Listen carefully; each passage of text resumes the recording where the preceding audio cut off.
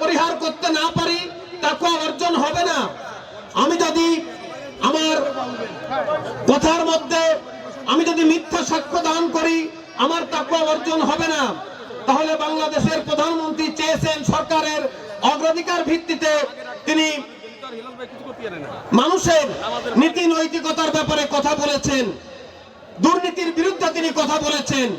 তিনি কথা বলেছেন দ্রব্যমূল্যের ব্যাপারে, দ্রব্যমূল্যকে তিনি নিয়ন্ত্রণে রাখতে চেয়েছেন।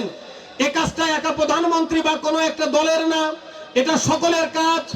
আমাদের নবী মুহাম্মদ সাল্লাল্লাহু আলাইহি ওয়াসাল্লাম একবার বাজারে গেলেন, বাজারে গিয়ে তিনি দেখলেন একজন ব্যবসায়ী, উপরে ভালো ছাতু আছে, জব আছে, নিচে পানি মিশ্রিত জব বিক্রি করা হচ্ছে। তখন তিনি খেয়াল দিয়ে দেখলেন তলে ভালো খারাপ মাল আর উপরে ভালো মাল। তিনি বললেন মান গাসসা ফালাইসা মিন্না, যে ব্যক্তি ক্রয় বিক্রয়ের মধ্যে বেচা কিনার মধ্যে ভেজাল বিক্রি করবে সে আমার উম্মত না। তাহলে আমরা রোজা রাখবো, আমরা রাসূলের উম্মত থাকবো, আমরা আমাদের লেনদেন কথাবার্তা মুআমালাত মুআশারাতের মধ্যে আমরা কি কাউকে ফাঁকি দিতে পারবো?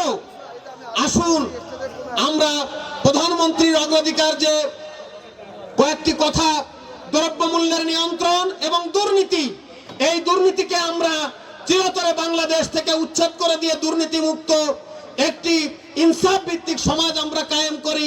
এজন্য আল্লাহ তাআলা রমজানের রোজা ফরজ করে আমাদেরকে তাকওয়ার শিক্ষা দান করেছেন।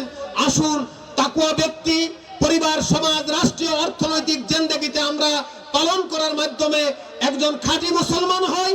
এর মাধ্যমে দুনিয়ায় শান্তি এবং আখিরাতে মুক্তির পথকে আমরা সুগম করি।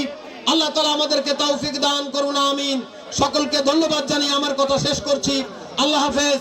বাংলাদেশ জিন্দাবাদ। আসসালামু আলাইকুম ওয়া রাহমাতুল্লাহি ওয়া বারাকাতুহু।